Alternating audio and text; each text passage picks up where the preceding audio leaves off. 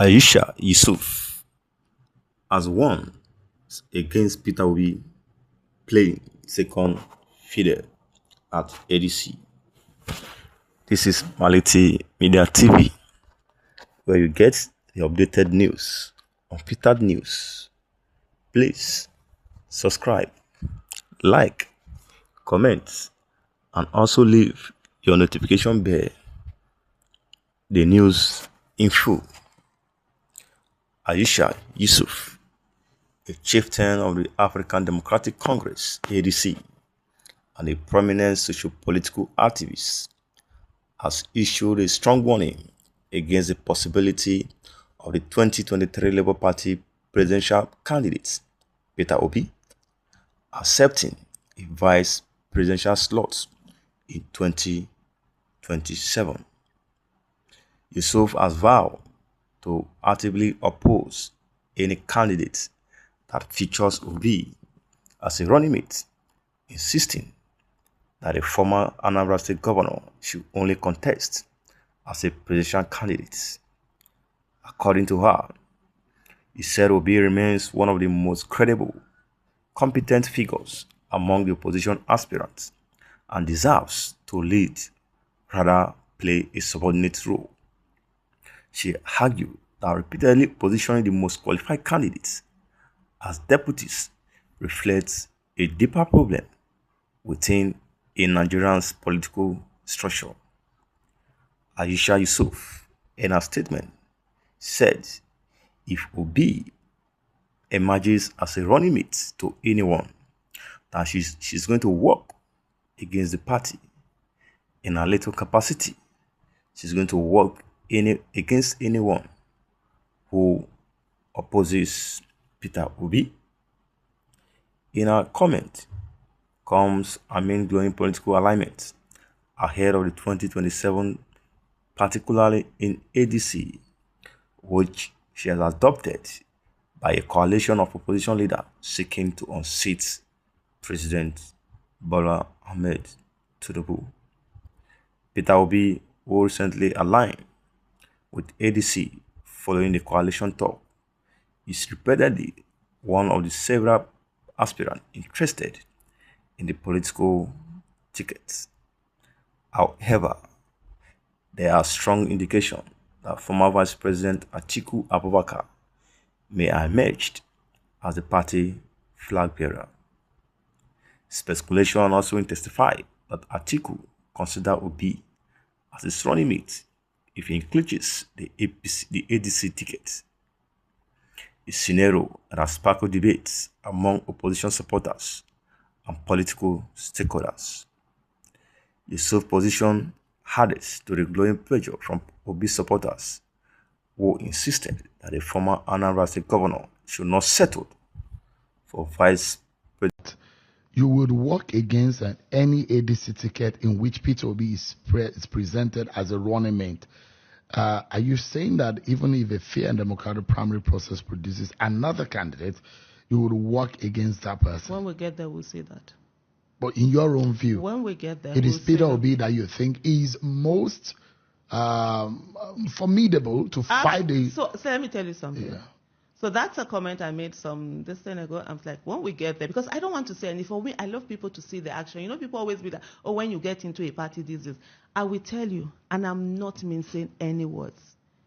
Aisha Yusufu, today, and a lot of Nigerians, see, Mr. Peter Obi is that person who has the most competence, credibility, character, and trustworthiness of the people, that the people trust in to guide the nation to where it needs to be.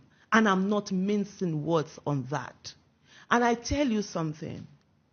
As we are, there is no anybody that can outspend APC as it is, because they have the resources of this nation to do whatever it is that they want, and they're already doing whatever it is that they want to do. But guess what? There is one person that can outpassion them, and that's Mr. Peter Obi. And because of him, there are people who are going to come out and put their lives on the line and say there will be no rigging that will be done when they see him on that ticket. There are two things that usually you get when you have someone who is running for office. Usually it's either they're very competent, but unfortunately they don't have the people, they are not as popular, they are not like the people's choice that people are ready to go all out for. Or you have sometimes the people are ready to go all out for them, but on the competency level they are a bit weak. But for the first time in a long time that I can remember, I started voting in 1993, we have someone who these two qualities are in that person. He has the competence and he's the one the people are yearning for. And so that's what we should be looking at. So for you, it's Obi or nothing. That's not what I'm saying. For me, it's Obi and Obi. What if Obi is a running mate on the ticket? Would that work? That's his choice.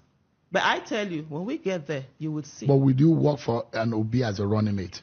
I don't work for Obi. Because you have said it at some point that you have told him that he should not go. And it does look like a lot of obedience actually listen to you.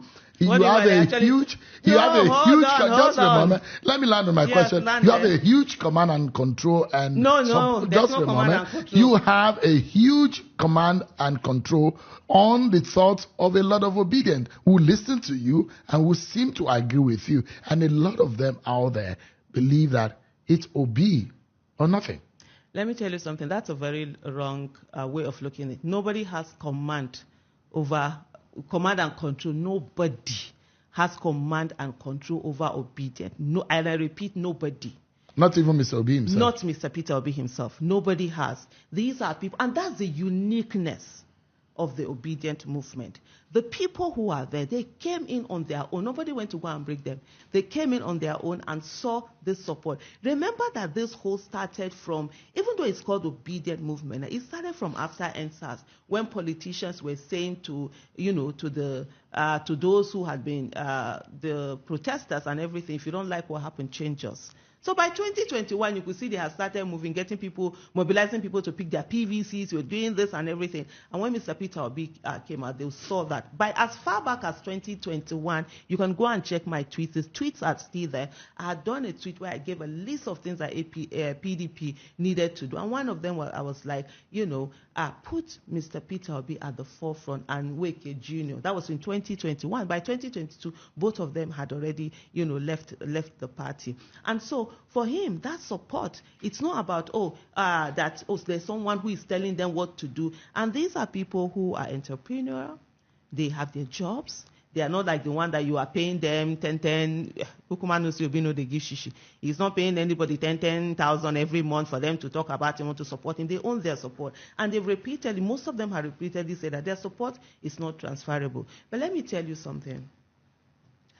In 2014, and those tweets are still there, and I'll refer you to that tweet. And I did say that there was no how President Muhammadu Buhari